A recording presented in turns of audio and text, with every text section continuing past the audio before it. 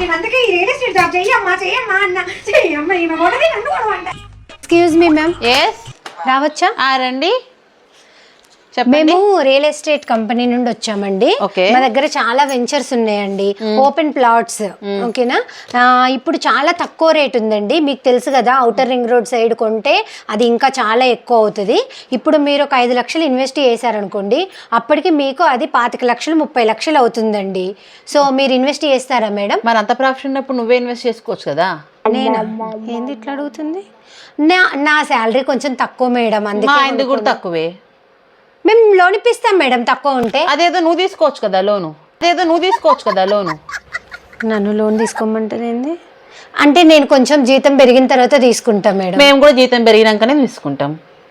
అరే ఎందుకు ఇట్లా కాలుకేస్తే మెడకేస్తుంది, మెడకేస్తే కాలుకేస్తుంది? లేదు మేడం, అప్పటికి ఆఫర్ ఉండదు మేడం. మరి నువ్వు ఎట్లా తీసుకుంటావు?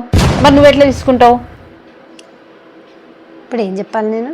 చీడు కొనేటట్లేదు. నా గురించి వదిలేయండి మేడం, నేను ఒక ఎంప్లాయీని మేడం. మేము కూడా ఎంప్లాయీస్, బిజినెస్ మ్యాన్స్ కాదు మేడం. ఇది ఒక ఇన్వెస్ట్మెంట్ పర్పస్, లైక్ పిల్లల ఫ్యూచర్ బాగుంటది మేడం. మీకు పిల్లలు లేరా? మరి వాళ్ళ ఫ్యూచర్ బాగుండాలని లేదా? రామచంద్ర, అది కాదు మేడం. ఇప్పుడు పిల్లలు కొనుక్కునేటప్పటికి ఏమవుతుందంటే దీని వాల్యూ 30 లక్షలు అవుతుంది.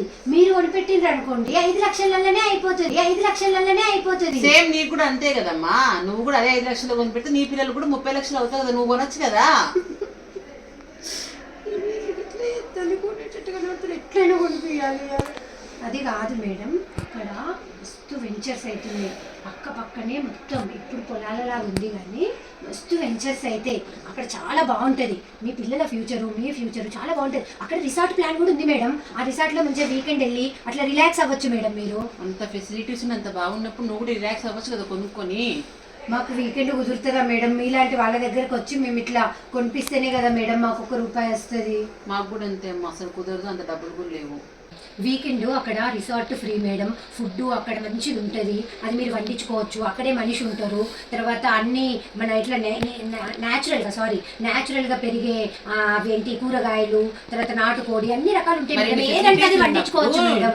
నువ్వు కూడా కొనుక్కోవచ్చు కదమ్మా, నువ్వెందుకు కొనుక్కోవట్లేదు అనేది నా క్వశ్చన్. అది కాదు మేడం, మీరు వీక్ అంతా మస్తు కష్టపడతారు కదా, వీకెండ్ కొంచెం మీకు రిలాక్స్ ఉండాలనుకుంటారు కదా, అట్లా ఫ్యామిలీని పట్టుకొని వెళ్ళిండ్రు అనుకోండి, మీకు మీ పెట్టిన పెట్టుబడి డబుల్ అవుతుంది. మీరు మంచిగా ఫ్రీగా ఉండొచ్చు. మీకు ఏదైనా ఫంక్షన్, చిన్న చిన్న బర్త్డే పార్టీలు అట్లాంటివి అన్ని వేసుకోవచ్చు మేడం. అక్కడ అన్ని ఫ్రీ. కరెక్టేనమ్మా, నా దగ్గర డబ్బులు లేవు. డబ్బులు లేకపోతే మీరు లోన్ ఇస్తామంటున్నాం కదా. అదే నువ్వు తీసుకుని కొనుక్కో అంటున్నా. నేను కట్టలేను మేడం. కట్టలేనమ్మా. నేను అందుకే ఈ రియల్ ఎస్టేట్ జాబ్ చెయ్యమ్మా అన్న చెయ్యమ్మా ఈమె కూడా నన్ను కూడా అంటారు. నీ బ్యాగ్ బుక్ తీసుకోమ్మా.